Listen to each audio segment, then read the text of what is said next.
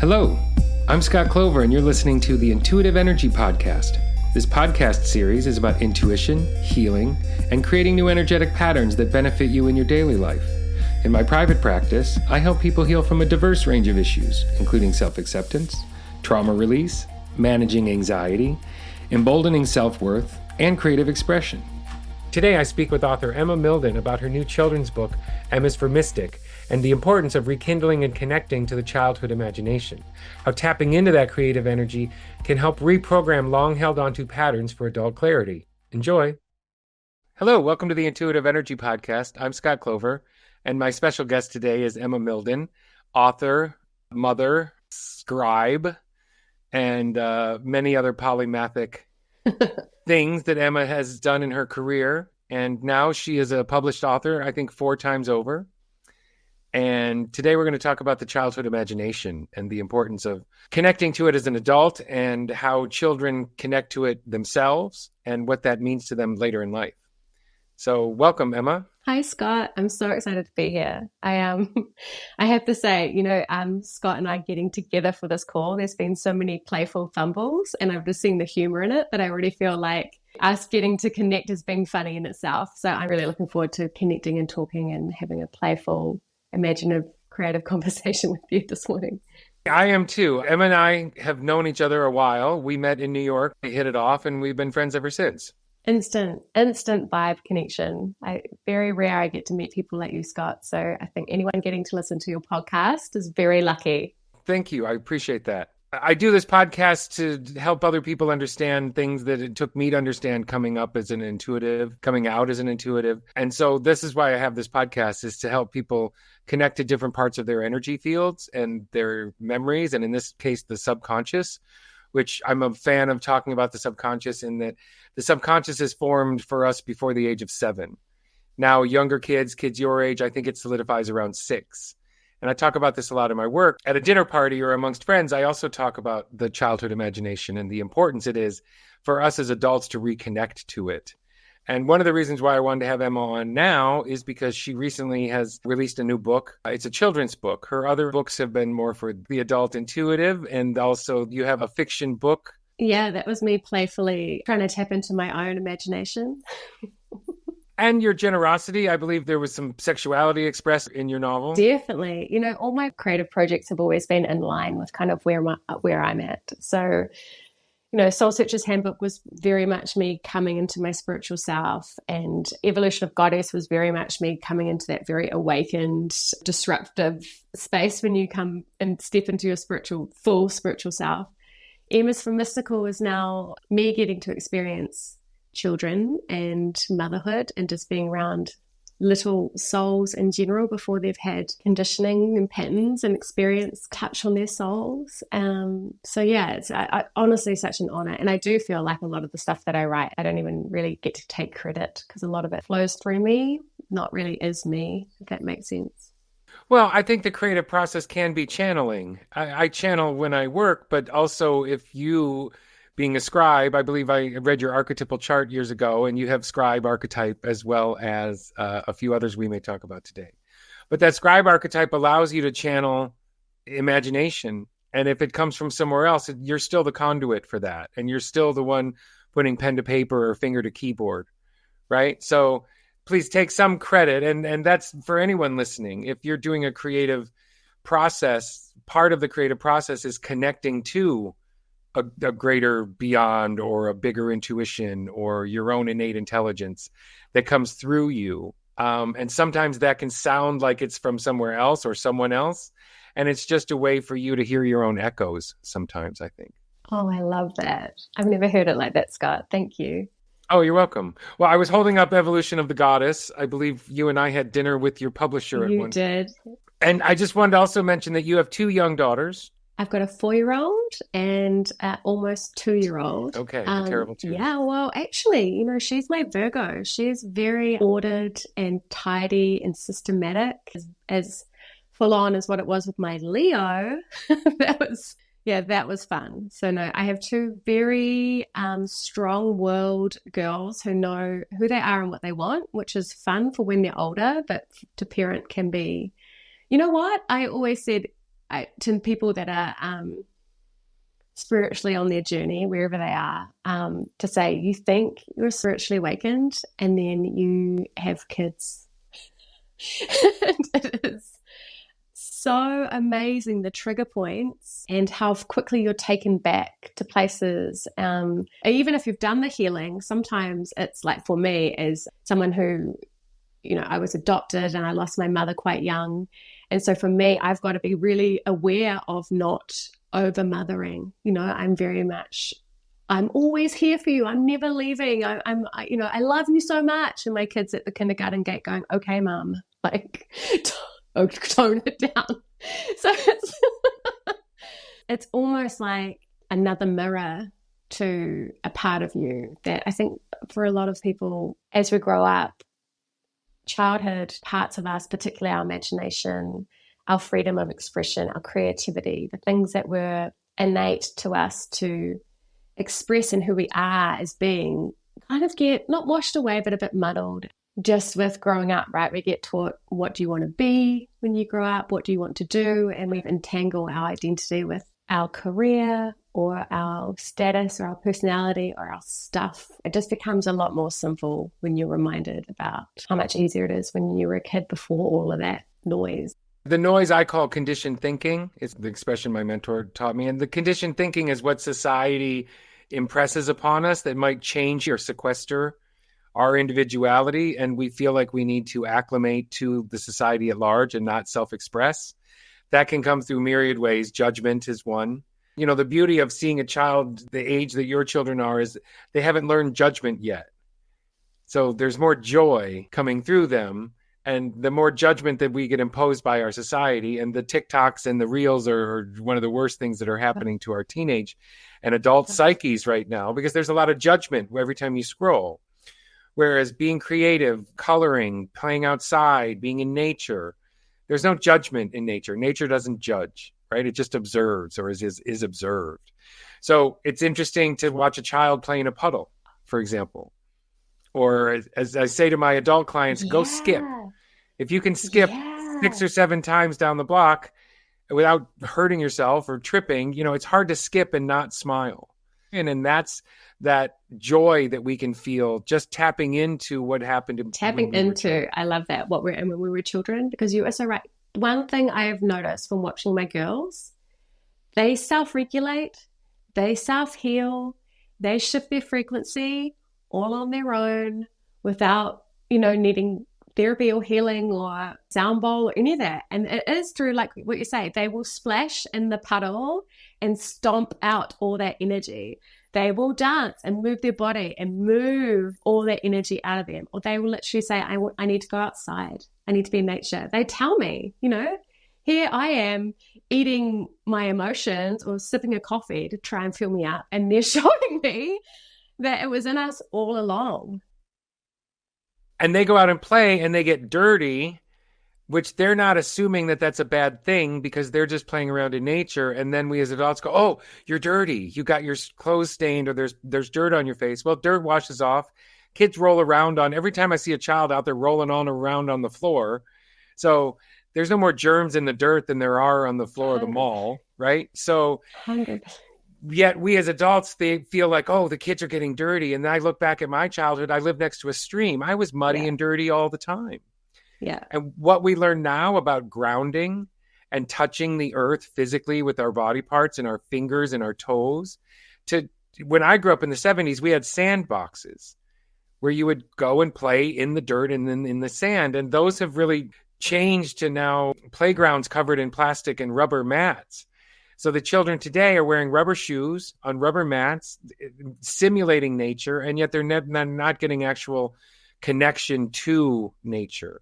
And you living on the other side of the world, you live in New Zealand, maybe you have more parks and things of that nature, but I know where we live, most of the parks have been industrialized. That can be really unfortunate from an energetic standpoint to see that children aren't getting that natural connection on top of being in front of the screens. I hadn't even thought about that, because here in New Zealand, my kids are at the beach every day. There's a park across the street that literally has a field in it and a huge sandbox. My youngest will literally dive, like swim into the sand, and you can see it going through her fingers, and it's such an immersive sensory experience. And you can just literally see her grounding herself. So I can't even imagine if you whether you're an adult or a kid, go and take yourself in there and get out of your own head, get out of your own way and see what you want to touch. You know, if you want to put your feet in the stream, if you want to put your hand in running stream of water, if you want to pick a leaf and feel it against your skin, all that stuff that we used to do. Do you remember when you used to just get sticks and twist and build stuff? We need to stop complicating it so much. Actually, just go and actually spend time with kids. They are the best teachers, because I don't want to say they haven't been ruined yet, but that's essentially right. Well, there's an indoctrination to any culture, any dogma, society. There is an indoctrination that we all fit in together, and that's how societies work. But at the same time, that can be so oppressive that it changes who we are inside, or it changes the way we self-express. And I think back to like high school, and I think back from what I know now about energy and community and a first chakra sense of belonging. And I think, boy, the drama kids had it right. Accept everyone in your group for who they are, as opposed to like the popular kids who you all had to be or look the same or dress the same. And then you were popular, but yet you weren't popular for who you were. You were popular because you were similar to. Whereas I look at like the drama kid archetype, that was just an accepting crowd of people that said, fly your own flag and hang out with us. I think the drama kids probably had a better sense of self going into adulthood. And you know why? Because they were like channeling their expression. They weren't afraid to step into themselves and do what felt natural. You know, it's so funny. I was actually talking to a girlfriend, another mum, just talking about this group of girls that were like the cool kids that called themselves the Gucci dogs. And we were like giggling like little kids about it, that sense of conformity. One of the most powerful things that observing my children has taught me is the power in humor, particularly around anger and frustration, and when you're kind of overstimulated or just kind of entangled, energetically knotted, about the humor and the lightheartedness, because essentially that's love, right? You're starting to love yourself and kind of see that, like, in the big scheme of things, is this a big deal? Is this important? Is this the point? You know, like, what is this actually that's, you know, under making you react or be triggered or, you know, over respond to something? And it's quite powerful to be in a space where you might be triggered or short-wicked or feeling just pure anger and have a little face just kind of giggle at you. It's kind of so disarming. And I think sometimes we're actually capable of doing that ourselves. I think if you can, I think you're in a real energetic shift when you can see the humor. Oh yeah, and see the reason why you assumed something or made a belief structure out of a 5-year-old sensibility. Yeah. If you can look back at that and forgive yourself and be humorous about it, as opposed to judgmental, then sometimes that contraction stays with you. My personal example, of around 7 years old, I would wash my face at night and I would wash my face in the morning. And one night my mom came up and said, "What is that white stuff all over your face?" And I said, "Well, it's soap." And she said, "Well, why do you have soap on your face?" And I said, "Well, you make me wash my face at night and you make me wash my face in the morning. So I'm just going to leave the soap on and I'm going to wake up clean." Perfectly acceptable ideology from a 7-year-old's perspective. I didn't have the larger picture, so I made up what made sense to me. Well, the issue with, trauma release and looking back at our childhoods is we do that when our parents don't act accordingly, or when something doesn't go our way, or we're betrayed when we're younger. We make up reasonings on our 5-year-old mindset that says, "Oh, I created this because it's happening to me," when in reality, it was created by exterior forces way beyond your control, that at your age, at 5 years old, you have no control over how your parents or your siblings or your family acts. Yet we as children take it upon ourselves and somehow blame ourselves. Our creative imagination also creates impediments or contractions because we didn't have the full picture. Just like I didn't know to not wash soap off my face because it was perfectly logical from that age group. If your parents aren't doing something to supply you with, what you need or desire as a growing up child, you sometimes create the idea that it's your responsibility and that you somehow failed. And so it's really nice in my work to have them engage with the childhood imagination, where I say where creation and imagination meet.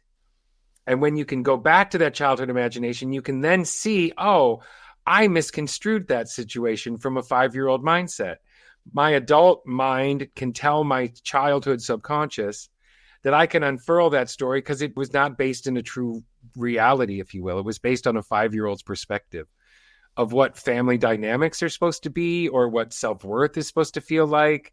If you don't have those in your household, you don't know how to create them for yourself until you point it out later in life. And then I would say get guidance to help you.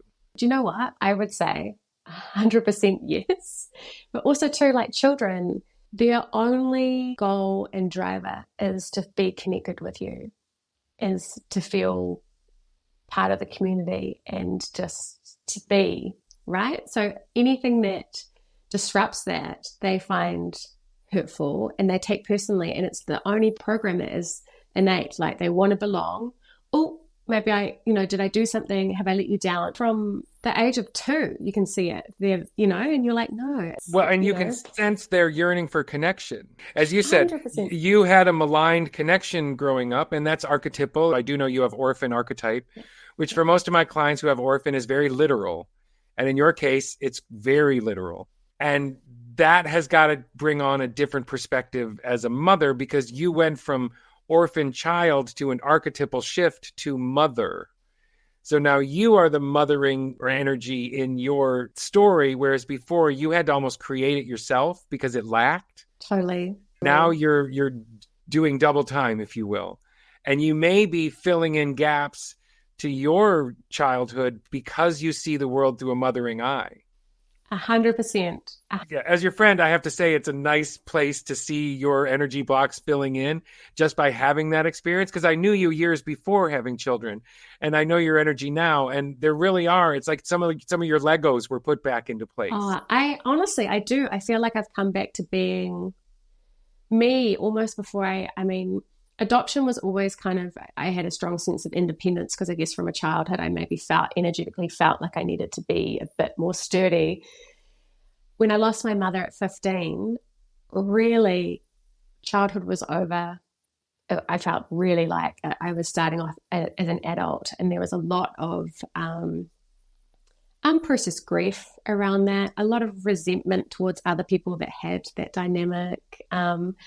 And it's so funny because actually being a mum has forced me to probably do some work that I should have done a long time ago. I mean, I've done the psychotherapy, I've gone to the shamans, I've done the sound bowl, I've done the, like stress release exercises and tapping and meditation, blah. But unless you're actually immersed in it and, go into kind of where I was meant to learn the lessons, which was obviously with these children, man. And do you know what I will say? And I know that obviously I'm talking to an energy healer.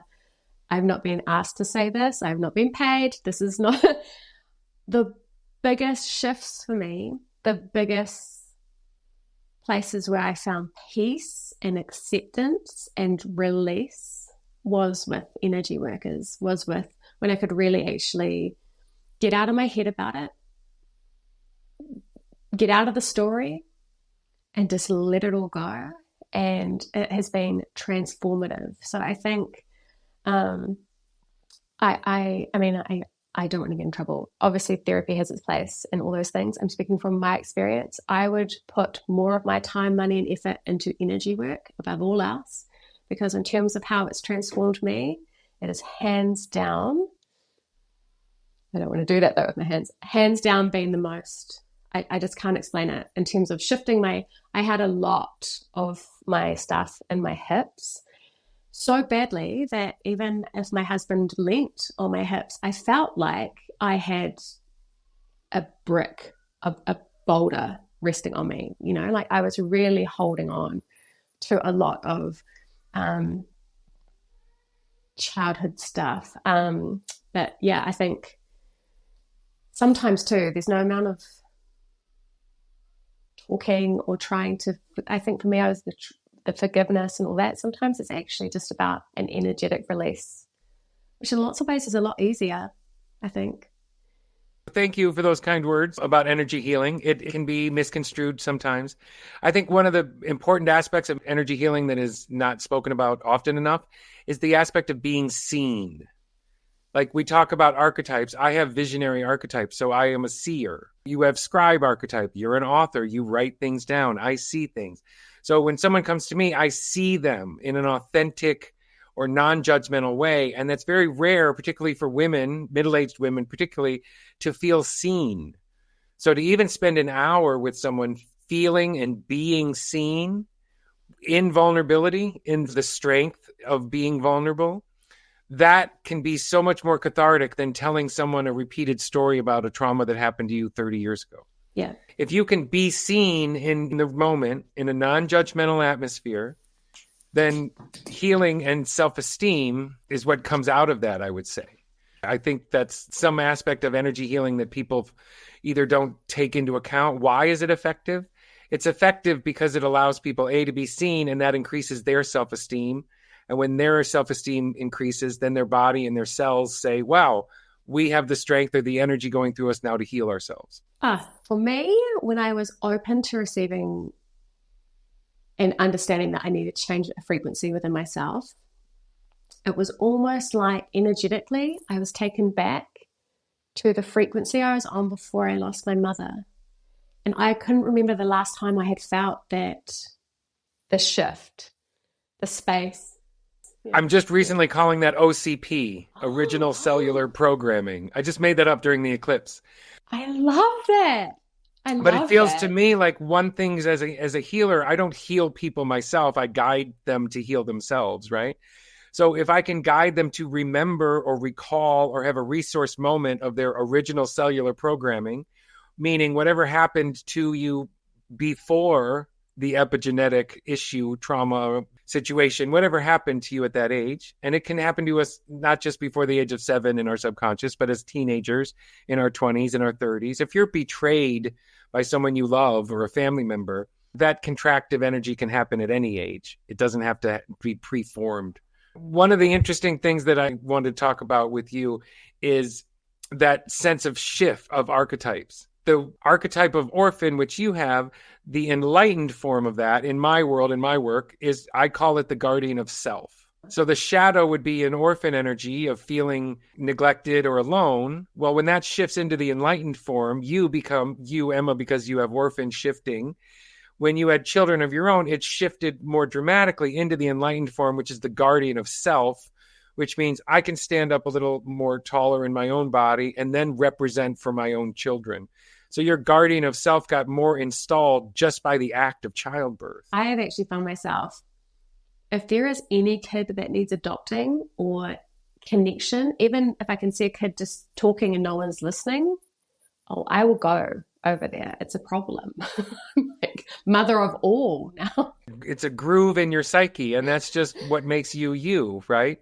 But I saw a video online recently of an experiment where the adult was holding a phone in front of their face when the child was trying to get their attention. And the little kid was just crestfallen. And the minute the father put the phone down and made direct eye contact with the child's face lit up and his posture went back to what would be considered normal or playful. Yeah. But the desire to get past the phone in the face of the parent, the children these day and age don't understand that that's not against them. Not that we weren't distracted in the 70s and 80s before cell phones. We were. It's just over dramatized now. And an actual barrier. Like when you think of generational parenting, quite often it was go play. You're good if I don't hear you. But even growing up, when I grew up, you could have the small child go and turn the television, at least be interactive in the television experience. Go change the channel. Remote controls. Go change the channel. Go change the channel. And we would have to go and, okay, you want me to change the channel? I'm being useful. Yeah, run to the toilet in the ads.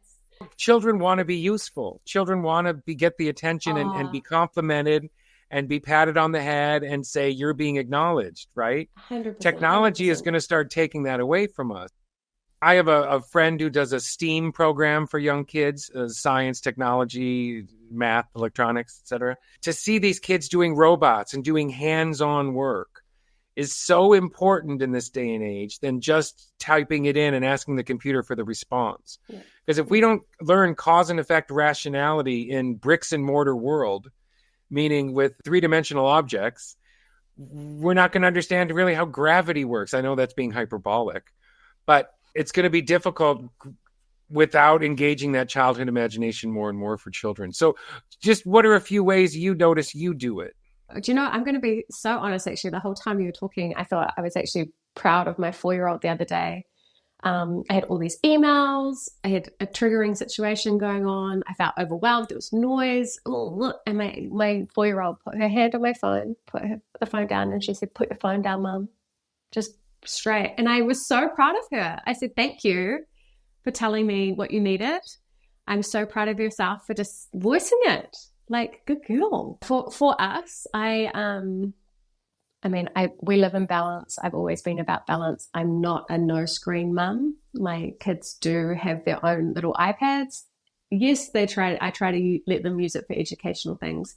Sometimes they watch what they want, and I want them to have fun and relax and settle. Particularly my oldest, she is very high energy. Go, go, go. She doesn't have an off switch. And sometimes to get her to kind of come back to herself, the only way to make her sit still is to let her kind of focus or recharge and literally plug in to something that entertains her. So for us, it's all been about balance and listening, actually too, like letting my children have some choices and to make good choices and to kind of gauge how they feel afterwards. So for us, because they've had those freedoms of choices, it's not something that they always want or need. It's just part of their life and their lifestyle. And if you ask Ada where she's happiest, she will tell you outside. You know, we call it Ada time. She has her Ada time. Quite often when I go in there, she'll just be playing with her doll's house or looking through Lego or playing with stuff. The screen's there, but it's there if she wants it. You know, it's a choice. So I think from our experience, that's probably been the best. That's actually personally been our approach to everything, even with naughty foods and things like that. We don't make them a big deal. We're just kind of like, well, what do you want to choose? I mean, obviously I'm not going to be like, here's a buffet for breakfast. Just telling children to resist something is going to create a sense of resistance, whereas accepting that it exists, but it may not have to be a mainstay, and there is balance. I know for me, it was reading. Okay. My nose was in a book from probably the age of 4 to the age of 13. I just read everything I could get my hands on. And then later in life, when I started doing this work 10 or 12 years ago, I started reading nonfiction stuff for work. And I realized a few years ago that something was missing in my life, like something that I yearned or needed or decided would balance me wasn't there, and I couldn't put my finger on what it was.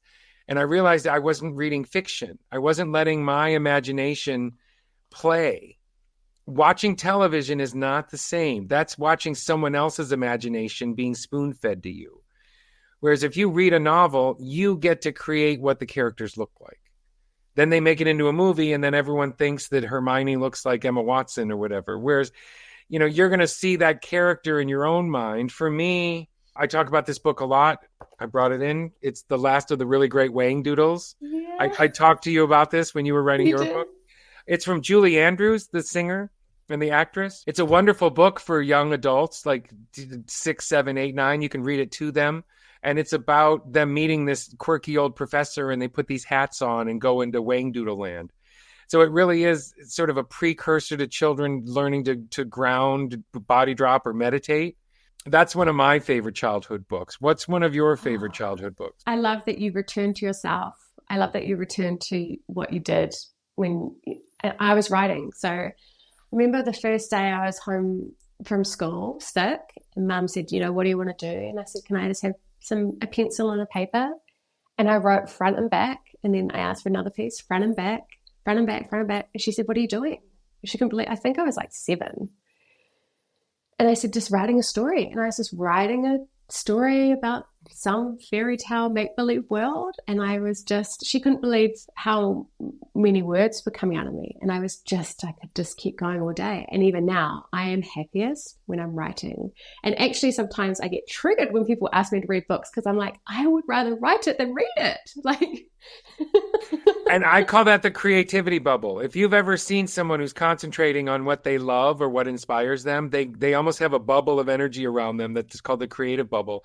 And when I see my family members in that bubble, I stay away.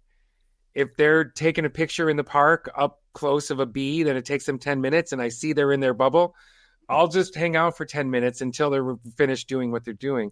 You know, I have the insight to see when that bubble almost gets created in people. So that's where I can back off. But just, I want to go back to reading. Reading fantasy again for me, even nonfiction, it allowed me to feel balanced again. It allowed my subconscious to play and do somersaults. Whereas before I felt like I had to dictate it towards just what I was doing in my career. Yeah.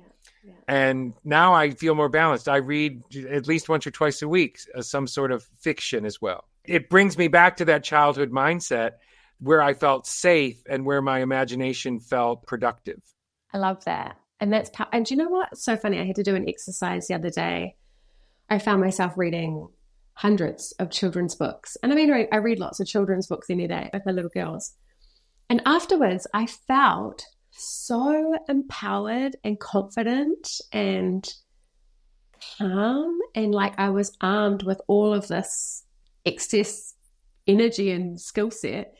And I realized that these kids' books are little bundled therapy being made with such intent to help people step into these lessons. But I just found like if you're ever having a hard day, go to the library or go online, even on YouTube, there's like read out loud kids books, and listen to some of these kid books because they are amazing. The life lessons on self-regulating, on self-acceptance, on all those things are universal. Your inner child will thank you. I did a video about it. I never ended up posting it because the list has kind of gone into this weird limbo space. But I felt like I had just gone through years of therapy, but they were profound. I think one of the principles that you're tapping into is, and I talk about this a lot, is when you're reading a children's book from that age you're talking about, very rarely is there judgment in those books. So the joy comes through. And then as an adult, you're able to tap into that mindset that you had when you were that age. The judgment comes in teenage years, when puberty and things like that, right? When socialization becomes oppressive. But when you're reading a children's book from that age you're talking about, very rarely is there judgment in those books. So the joy comes through. And then as an adult, you're able to tap into that mindset that you had when you were that age. So it's called like a resource moment or a muscle memory. If you will. 100%. And they're actually like little self-empowerment books, like the stories of the hero's journey and them all are just, I love them. It's funny because obviously like Emma's for Mystical is really the book that I wrote for when I was a little girl. The book that,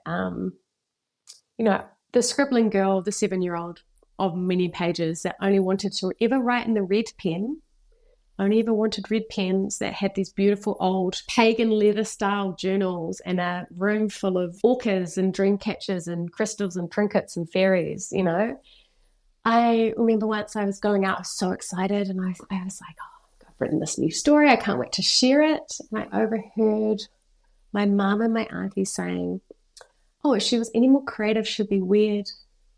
And that it was such a pivotal moment because I instantly took my spirituality and my creativity and thought they both need to be hidden.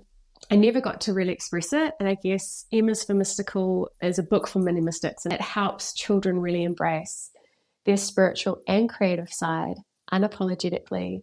And I feel like, what book would you like to see kind of translated for a child and handed to little Scott? Honestly, I just saw an Oliver Sacks book that I was reading a long time ago that was on my bookshelf.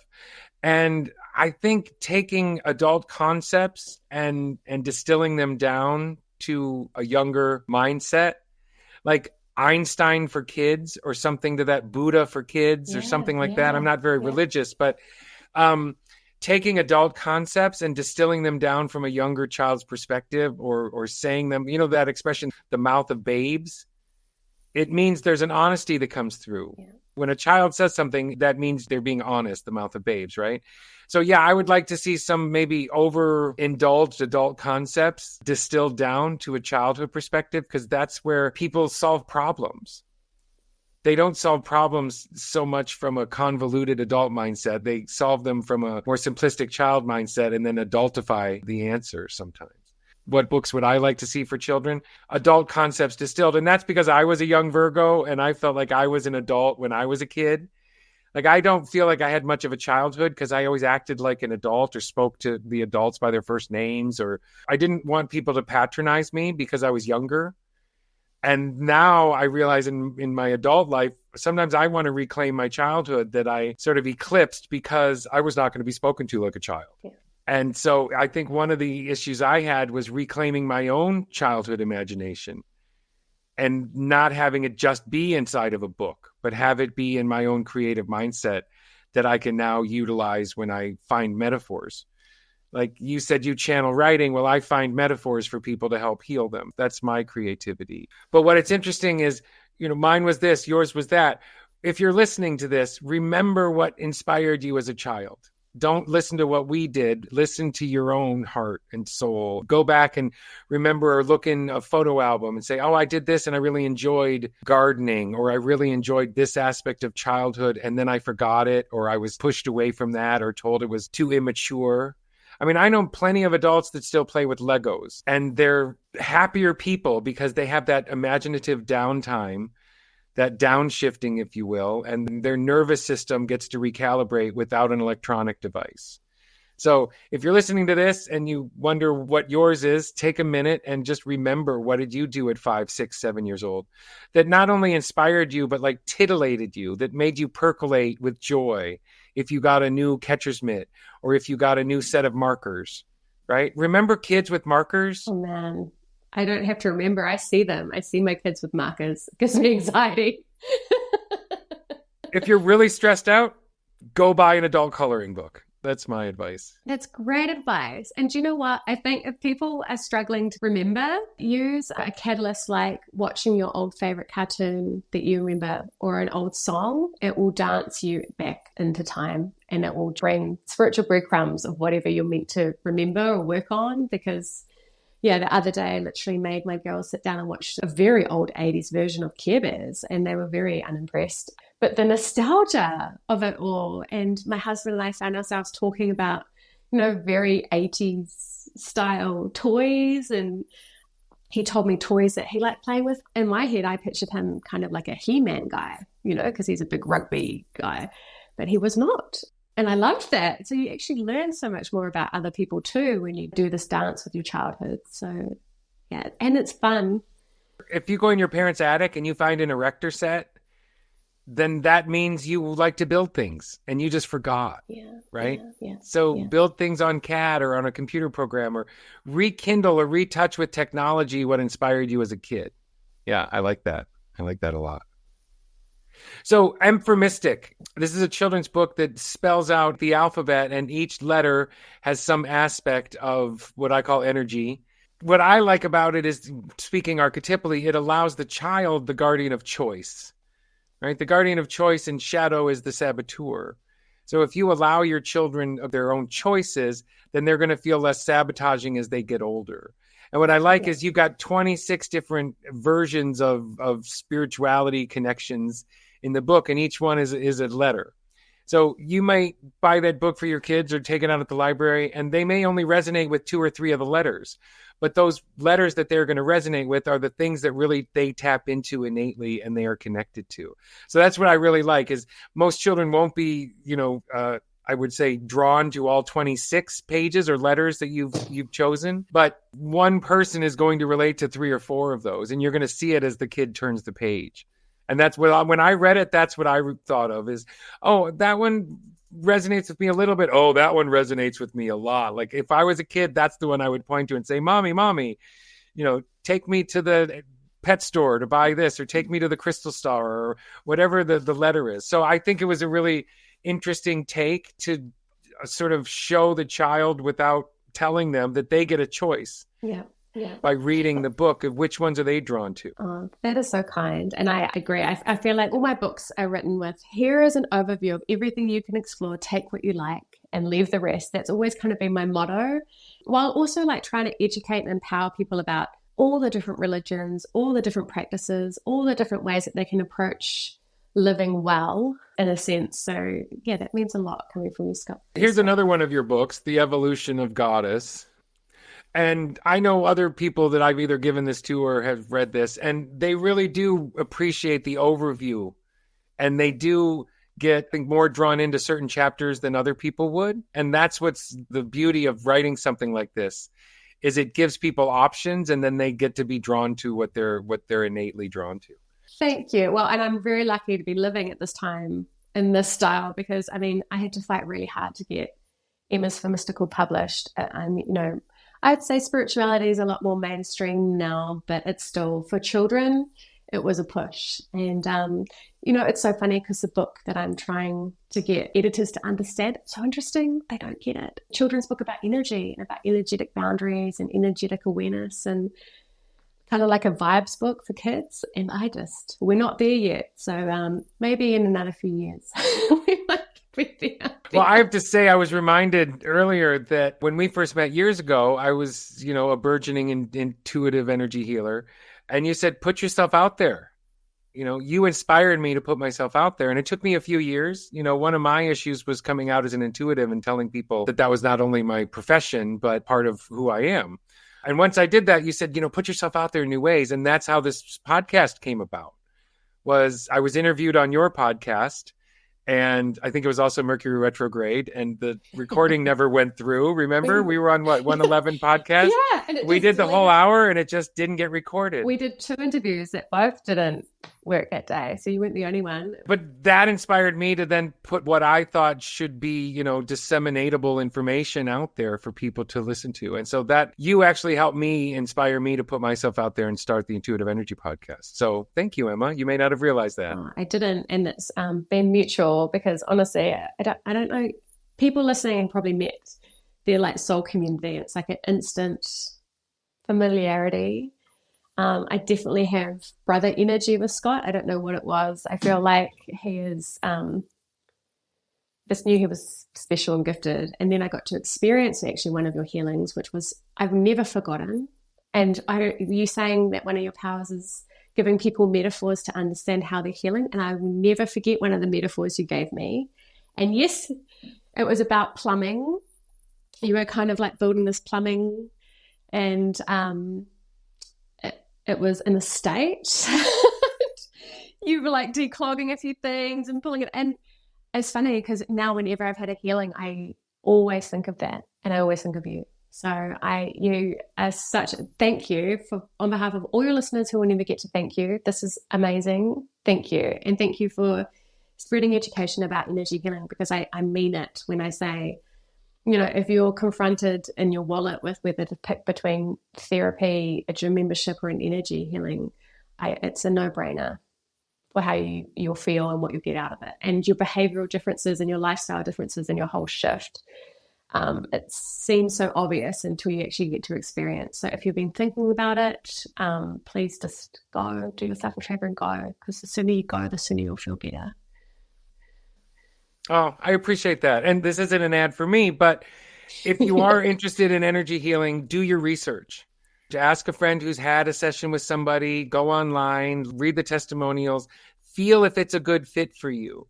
Does the person's message resonate with you, or do they just have a name that you're attracted to? Because sometimes we all bring our own modalities to this work. So if you're interested in specific types of healing, or you have a certain situation, do your research and really be inquisitive about where you're spending your money, is what I would say. Yeah, that's really good advice. And it's funny because my clients now call me the energetic plumber. Are you kidding? Yeah, the healing we did was like 6 or 7 years ago, if I remember correctly. Yeah. So it's very interesting that you had that metaphor that now is one of the sort of the things on my business card. Love it. And it's fitting. Thank you. I appreciate it. Great. So where do they find your books? My books are all online, Amazon.com. We're the easiest. I'm on Instagram. I answer all my messages. I'm on Facebook. I answer all my messages. If you have any questions, curious about anything, like Scott, I've experienced lots of different healers. If you've got questions for healers, I'd recommend even that. I'm only ever a message away. I love to connect with the community and people that have been kind of like connected through either a podcast or a book or however they show up. Well, and I will say Emma's very prolific in her friendship circles, because there's still people that you introduced me to years ago that I'm still connected to that are very sort of well known in the business, I would say. That's my orphan archetype. That's me adopting everyone into my life. You guys are my family, and that's it. You can never get rid of me. I'm family for spiritual life. We wouldn't want to. So thank you for being here. Any more last words? I'm just very appreciative to be able to have this chat. It's been lots of fun. Thank you, Scott. Likewise. And for those of you listening, don't forget, tap into your childhood imagination. Bye. Thanks. You've been listening to the Intuitive Energy Podcast with me, Scott Clover. Thanks to Corey Tutt for the music you're listening to. In my private practice, I encourage people to heal what holds you back and feel better in your body. If you need more help with that process, I'm available for healing sessions by phone internationally. Visit scottclover.com for more information. Be well, and thanks for listening.